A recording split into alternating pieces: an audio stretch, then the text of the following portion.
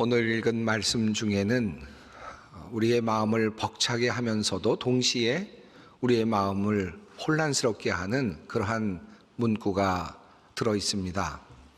여러분 읽으시면서 느끼셨는지 모르겠습니다. 12절 말씀입니다. 그러므로 나의 사랑하는 자들아, 너희가 나 있을 때뿐 아니라 더욱 지금 나 없을 때에도 항상 복종하여 두렵고 떨림으로 너희 구원을 이루라. 여기 말씀 중에 맨 마지막에 있는 너희 구원을 이루라 라는 말씀이 우리의 마음에 혼란을 줄 수도 있을 것 같습니다. 내가 구원을 얻기 위해서 무엇인가를 해야 하는가? 구원은 하나님의 선물이 아닌가? 그런데 내가 스스로 나의 구원을 이루어야 하는가? 라는 그런 질문이 생겨날 수 있습니다. 앞에 붙어 있는 두렵고 떨림으로 라는 그 말씀이 우리를 더욱더 긴장하게 만듭니다. 두렵고 떨림으로 너희 구원을 이루라. 이 말씀은 도대체 어떠한 뜻입니까? 원문을 보면 구원을 이루라는 표현이 현재형의 의미로 사용되고 있습니다. 구원을 너희가 받았다가 아닙니다. 과거가 아닙니다. 완료가 아닙니다. 구원을 위해서 무엇인가 지금도 해야 한다라는 그러한 뜻으로 읽힐 수 있습니다. 우리가 우리의 구원을 위해서 무엇인가를 해야 하는가? 오늘 본문 말씀은 우리를 조금 혼란스럽게 합니다. 우리가 이 말씀을 읽으면서 혼란스러워하게 되는 이유는 에베소서에 있는 말씀과 같은 또 다른 시각의 말씀이 우리에게 있기 때문입니다. 너희는 그 은혜에 의하여 믿음으로 말미암아 구원을 받았으니 이것은 너희에게서 난 것이 아니요 하나님의 선물이라. 행위에서 난 것이 아니니 이는 누구든지 자랑하지 못하게 함이라. 에베소서의 말씀을 따르면 구원은 하나님의 선물입니다. 이것은 이미 과거이고 완료입니다. 행위에서 난 것이 아닙니다. 또한 예수님께서도 또 마가복음 속에서 또한 이런 말씀을 하셨습니다. 또 이르시되 너희는 온 천하에 다니며 만민에게 복음을 전파하라. 믿고 세례를 받는 사람은 구원을 얻을 것이요 믿지 않는 사람은 정죄를 받으리라. 예수님의 말씀은 믿으면 구원을 얻으리라 라고 하는 그런 말씀으로 되어 있습니다. 이러한 말씀들을 근거로 해서 우리는 신앙을 지금까지 유지하며 또한 신앙생활을 해왔습니다. 우리는 행위로 구원을 받는 것이 아니며 오직 믿음으로 구원을 받는다 믿고 있습니다. 그러므로 예수를 구주로 시인하고 세례를 받는 자는 모두 구원을 받는다고 우리는 믿고 있습니다. 그런데 오늘 본문 말씀은 우리가 오늘도 여전히 우리의 구원을 이루어 나아가야 한다라고 그렇게 말씀합니다. 마치 지속적으로 해야 하는 일처럼 우리의 구원의 일이 그렇게 묘사되어 있습니다. 아니 우리가 이미 구원받은 것 아닌가? 그런데 또 우리가 구원을 위하여 무엇을 해야 한다는 말인가? 라는 그런 질문이 생겨날 수 있겠습니다. 우리가 이 말씀을 어떻게 해석해야 하겠습니까? 우리가 사실은 믿음으로 구원을 얻는다라는 그러한 확신을 가지고 있습니다마는 그러나 그 믿음을 우리가 어떻게 계량할 것인지 그리고 그 믿음을 어떻게 증명할 것인지에 대해서는 여전히 우리에게 큰 문제로 남아 있음을 우리가 알고 있습니다. 여러분이 내가 주님을 믿는다, 예수님을 구주로 믿는다라고 말할 때 그 믿음의 자리는 어디입니까? 마음의 확신일까요? 마음속에 뜨거운 그런 감정이겠습니까? 어떻게 내가 예수를 믿는다라고 하는 사실을 증명할 수 있을까요? 건강검진센터에 가면 체성분 분석기라고 하는 기계가 있습니다. 기계에 올라서서 손에 계측기를 잡고 잠시 서 있으면 몸의 성분들이 하나하나 그래프로 나타나는 그런 기계이죠. 아마 여러분도 아마 한두 번쯤은 그 기계 위에 올라서 보신 적들이 있을 것입니다. 지방 성분이 어느 정도이고 그리고 또 근육이 어느 정도 있는지 또 정상적인지 비정상적인지를 분석하는 그런 기계입니다. 언젠가 저도 체성분 분석기에 올라가서 가만 서 있었는데 제가 생각했던 것보다 근육량이 적게 나오는 것 같아서 몸에 한번 힘을 주어 봤는데 그럼에도 불구하고 별 소용은 없었습니다. 정확하게 체성분을 분석해내는 기계를 보면서 감탄을 할 수밖에 없죠. 정말 분석을 잘하고 있는가 의문이 생기기도 합니다. 우리가 하나님 앞에 섰을 때 믿음 분석기 같은 것이 있으면 어떨까요? 그곳에 올라서서 잠깐 서 있으면 나의 믿음이 계량화돼서 또는 그래프로 나올 수 있다면 어떨까요? 인간 믿음의 총 평균치가 나오고요. 그리고 내가 그 모든 평균치보다 더 큰 믿음인지 아니면 작은 믿음인지 그것을 알 수 있다면 참 재미있을 것 같기도 합니다. 하늘나라로 들어가는 입구에 믿음 분석기가 있어서 그것에 올라서면 그곳에서 나오는 결과에 따라서 하늘나라에 들어갈 수 있다, 하늘나라에 들어갈 수 없다, 합격과 불합격이 판정된다면 어떨까요? 이런 상상을 해봅니다마는 성경 어디에도 하나님께서 그와 같은 믿음 판독기를 두셨다는 기록은 없습니다. 도리어 성경을 보면 예수님께서 마지막 날에 사람들을 구별하시는 모습이 나오는데 믿음과 관련이 되어 있지 않다는 사실을 우리가 확인하게 됩니다. 마태복음 25장에 보면 예수님께서 말씀하시는 세 가지 비유가 나옵니다. 마지막 날에 있을 그런 특별한 비유의 말씀입니다. 그 비유 속에는 예수님께서 그 비유 속에서 사람들을 보시면서 믿음을 분별하시거나 또는 믿음의 크기를 재는 그런 장면들은 나오지 않습니다. 한마디로 말하면 예수님의 마지막 심판의 자리에서 예수님은 믿음을 계측하신 것이 아니라 그들의 삶과 삶을 통하여 이루어진 결과들 그리고 삶 속에서 이루어진 이 과정들을 보시면서 그들을 판단하시고 그리고 규정해 내셨습니다.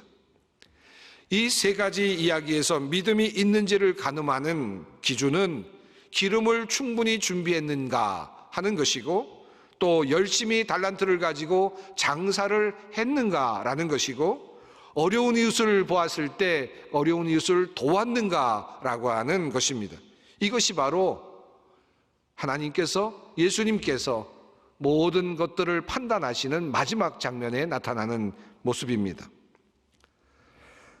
즉 우리의 구원은 믿음으로 말미암았고 그리고 그것은 분명 하나님의 선물임에 틀림이 없습니다마는 그러나 그 믿음은 우리의 삶과 행동으로 드러나게 되고 그리고 지속적인 삶의 모습 속에서 우리의 구원의 결과가 드러나게 된다라는 말씀입니다. 그러므로 이러한 행함을 강조하면서 야고보서는 이렇게 말씀합니다. 내 형제들아 만일 사람이 믿음이 있노라 하고 행함이 없으면 무슨 유익이 있으리요 그 믿음이 능히 자기를 구원하겠느냐 만일 형제나 자매가 헐벗고 일용할 양식이 없는데 너희 중에 누구든지 그에게 이르되 평안히 가라 덥게 하라 배부르게 하라 하며 그 몸에 쓸 것을 주지 아니하면 무슨 유익이 있으리요 이와 같이 행함이 없는 믿음은 그 자체가 죽은 것이라. 즉 우리가 하나님 앞에 설 때에 우리는 우리의 행위가 드러날 수밖에 없다는 말씀입니다. 그리고 그 행위는 그 모든 삶의 족적들은 우리의 믿음을 증명하게 될 것입니다. 그런 관점에서 오늘 본문 말씀은 우리에게 큰 도전의 말씀이 아닐 수 없습니다. 그러므로 나의 사랑하는 자들아 너희가 나 있을 때뿐 아니라 더욱 지금 나 없을 때에도 항상 복종하여 두렵고 떨림으로 너희 구원을 이루라. 내가 함께 있을 때뿐 아니라 지금과 같이 내가 없을 때에도 라고 하는 이 표현은 1차적으로는 바울이 빌립보 교회를 향하여 하는 말씀으로 이해할 수 있습니다. 바울이 없는 동안에도 바울이 떠나 있는 동안에도 라는 말로 그렇게 1차적으로 읽어야 할 말씀이죠. 하지만 이 말씀은 우리가 영적으로 의미적으로 또 다른 의미로 해석할 수 있고 우리에게 주시는 하나님의 말씀으로 받을 수 있습니다. 바울을 통해서 주시는 하나님의 말씀입니다. 예수께서 계시지 않는 동안에도, 즉 예수님께서 다시 오실 때까지라는 말로 그렇게 해석할 수 있습니다. 그러므로 대림절을 보내면서 주님의 오심을 기다리는 사람들에게 주시는 주님의 말씀으로 오늘 본문의 말씀을 받을 수 있을 것입니다.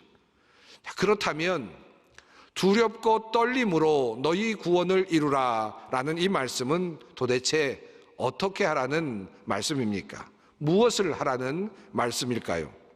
구원을 이루는 방법은 어떤 것입니까? 혹시나 오해가 있을까 하여서인지 우리 주님께서는 바로 이어지는 13절에서 먼저 그 범위와 그 원인을 규정해 주셨습니다. 너희 안에서 행하시는 이는 하나님이시니 자기의 기쁘신 뜻을 위하여 너희에게 소원을 두고 행하게 하시나니. 다시 말하면 두렵고 떨림으로 구원을 이루는 일은 하나님으로부터 시작되는 것이고 하나님께서 주시는 그런 능력에 의해서만 가능하다는 그런 말씀입니다. 이 말씀은 우리 모든 행동 안에는, 우리의 구원을 이루는 행동의 그 근저에는 하나님의 선행동이 있다, 선제적인 행동이 있다는 뜻이기도 합니다. 우리가 하는 행동의 모든 배후에, 우리가 하는 모든 선행의 모든 배후에 하나님의 역사하심이 있습니다. 내가 한다고 자만해서는 안 된다라고 먼저 하나님께서는 분명하게 그렇게 의미를 규정하셨습니다. 그리고 이어서 이러한 두렵고 떨림으로 구원을 이루는 신자의 행위가 결국은 어떤 결과를 가져다 줄 것인지에 대해서 이렇게 말씀하셨습니다. 이는 너희가 흠이 없고 순전하여 어그러지고 거스르는 세대 가운데서 하나님의 흠 없는 자녀로 세상에서 그들 가운데 빛들로 나타내며, 즉 어그러지고 거스르는 세대, 세상 속에서 그리스도인들이 흠이 없는 자녀로 세상의 빛이 된다라는 말씀입니다. 두렵고 떨림으로 너희의 구원을 이루라는 말씀을 따라서 살아가는 사람들은 세상의 빛의 역할을 하게 될 것이다. 흠이 없는 자녀로서 세상의 빛이 될 것이다. 하나님의 영광을 드러내는 존재가 될 것이다 라는 말씀입니다.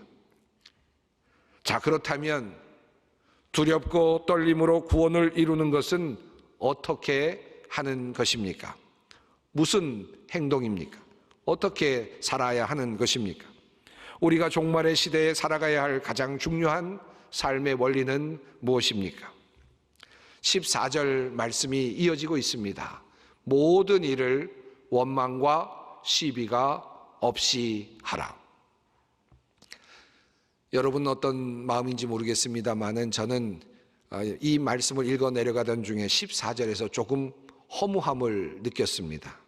두렵고 떨림으로 너희 구원을 이루라 라고 하는 아주 웅장한 명령, 그리고 아주 심오한 명령, 그리고 아주 힘있는 명령과 같은 그 명령을 들으면서 과연 나는 어떻게 해야 되는가 라는 질문을 던졌는데, 그리고 그 해답을 찾는데 바로 이어지는 대답은 모든 일을 원망과 시비가 없도록 하라 라는 말씀입니다. 조금은 허탈하고, 또는 이것이 다인가, 이것이 결국인가 라고 하는 그런 생각도 해보게 됩니다. 그런데 성경을 읽어가면서 조금씩 읽어가는 중에 매우 중요한 한 가지 사실이 한 단어로 숨겨져 있다는 사실을 알게 되었습니다. 그 단어, 그 문구는 바로 항상 복종하여 라고 하는 말씀입니다. 이 복종하다라는 말씀이 두렵고 떨림으로 너희 구원을 이루라 라는 바로 앞에 붙어 있습니다. 그리고 그 모든 것들을 수식하고 있습니다. 이 복종하다라는 말은 앞에 어떤 나와 있는 어떤 문장과 연결되어 있는 단어입니다. 그렇습니다. 예수님께서 자신을 비우시고 십자가에 달려 돌아가시는 위대한 희생의 이야기 속에 그 바로 복종이라는 단어가 나타나고 있습니다. 빌립보서 2장 8절 말씀입니다. 사람의 모양으로 나타나사 자기를 낮추시고 죽기까지 복종하셨으니 곧 십자가에 죽으심이라. 예수 그리스도께서 하나님의 아들로서 인간의 몸을 입고 내려오시는 장면이 소개되고 있습니다. 겸비하심, 지독히도 낮아지심, 그리고 결국 인간의 몸을 입으시고 성육하심, 그리고 그것도 모자라서 인간 중에서도 가장 최악의 죄수로서 십자가를 지시는 데까지 나아가시는 그와 같은 삶의 여정, 그와 같은 삶의 여정을 따라가시는 예수님의 그 복종, 바로 그 복종을 성경은 이야기하고 있습니다. 바울은 초대교회 찬가를 인용하면서 예수님의 복종에 대하여 이렇게 노래합니다. 너희 안에 이 마음을 품으라. 곧 그리스도 예수의 마음이니 그는 근본 하나님의 본체시나 하나님과 동등됨을 취할 것으로 여기지 아니하시고 오히려 자기를 비워 종의 형체를 가지사 사람들과 같이 되셨고 사람의 모양으로 나타나사 자기를 낮추시고 죽기까지 복종하셨으니 곧 십자가에 죽으심이라. 복종하며 라고 하는 이 단어는 바로 이 모든 말씀을 하나로 요약하는 단어입니다. 하나님의 아들이 인간이 되는 그 바로 그 겸비함, 종의 형체로 내려오는 그 낮아지심, 사람과 같이 되는 그 비하, 그 바로 그와 같은 모습, 그리고 마지막 종국에는 십자가를 지시고 모든 것을 내어놓으시는 그 희생과 사랑, 그 하나님의 온전하신 뜻에 복종하시는 예수님의 모든 삶의 흔적을 한 단어로 복종이라고 그렇게 표현하고 있는 것입니다.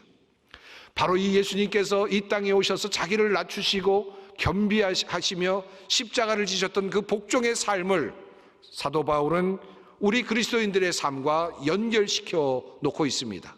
그리고 그것이 바로 우리가 구원을 이루는 일이라는 사실을 우리에게 말씀하고 있습니다. 즉 두렵고 떨림으로 너희 구원을 이루라는 이 말씀은 예수 그리스도처럼 살아냄으로써, 예수 그리스도처럼 순종의 복종의 삶을 살아냄으로써 자기를 낮추고 십자가를 지는 그와 같은 삶에 순종하고 복종함으로써 하나님의 구원의 길에 동참하라는 말씀입니다. 이것이 바로 우리의 구원을 이루는 길이라는 그런 말씀입니다. 이렇게 하였을 때 예수 그리스도께서 보여주신 그와 같은 낮아지심과 겸비하심과 그리고 복종을 통해서 이 땅에 원망과 시비가 없게 될 것이라는 결과를 말씀하고 있는 것입니다. 자기가 낮아질 때, 종과 같이 섬기게 될 때, 자기를 비울 때 우리의 가정이 시비가 없고 원망이 없어집니다. 자기를 비우고 종과 같은 모습으로 내려앉을 때 우리 교회 안에 시비가 없고 원망이 없습니다. 우리와 그와 같은 구원의 삶을 살아나갈 때 우리의 사회 속에 시비가 없어지고 원망이 사라지는 것입니다. 바로 그것을 우리 주님께서 오늘 우리에게 말씀하고 계시는 것입니다. 나의 낮춤과 나의 비움, 나의 복종이 선행될 때, 우리가 그의 그런 결단을 통해서 구원의 길로 나아갈 때 하나님께서 마지막에 우리를 일으키시고 우리를 세우십니다. 그곳에서 우리의 구원이 완성되는 것입니다. 이것이 바로 은혜입니다. 겸손과 자기 비움, 섬김으로 나아갈 때 하나님의 진정한 구원이 일어나는 것입니다. 오늘 우리는 104분의 권사님의 임직예식을 갖게 됩니다. 주님의 새로운 일꾼으로서 소망교회를 섬기게 되실 분들입니다.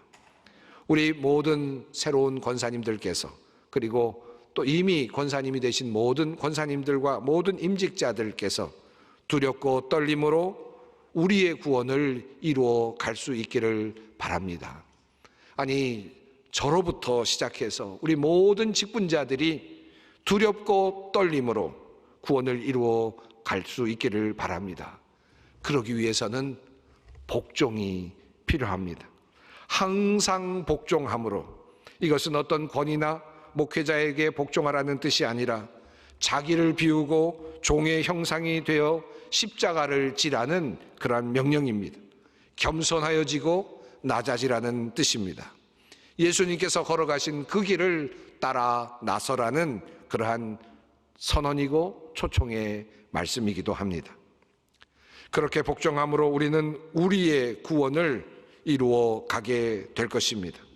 이것은 현재이고 또한 진행형이기도 합니다. 우리의 구원은 내가 믿습니다라는 구호에 있는 것이 아니라 예수님께서 보여주신 순종의 길, 복종의 길, 섬김의 길을 따라가는 데 있습니다. 오늘은 대림절 세 번째 주일입니다. 대림절이 되면 이런 말들을 많이 합니다. 아기 예수를 맞이하십시다. 아기로 오신 예수님을 영접하십시다. 라는 이야기들을 많이 합니다. 이 땅에 오신 아기 예수님을 맞이하자. 여러분, 2000년 전에 오셨던 아기 예수님을 우리가 어떻게 맞이한다는 말입니까?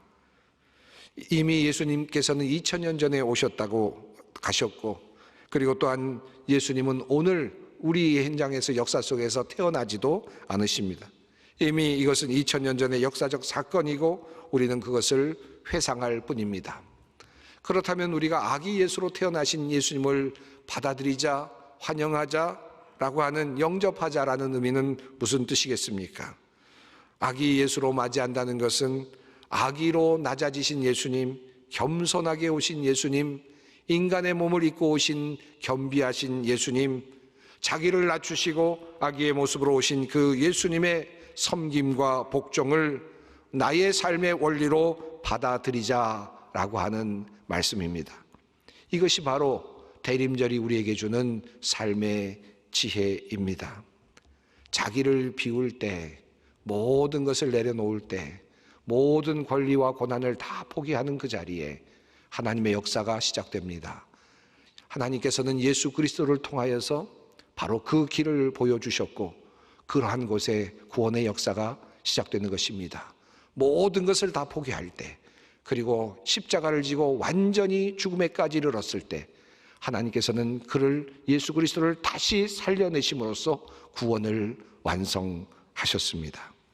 끝까지 밑으로 내려가 겸손히 자기를 낮추고 죽기까지 복종할 때 주님은 우리를 일으켜 세우시고 우리의 구원을 완성하실 것입니다. 이러한 참다운 대림절의 신앙이 우리 가운데서 더욱 풍성하게 자라나기를 바랍니다. 마지막으로 주님 말씀하십니다. 그러므로 나의 사랑하는 자들아, 너희가 나 있을 때뿐 아니라 더욱 지금 나 없을 때에도 항상 복종하여 두렵고 떨림으로 너희 구원을 이루라.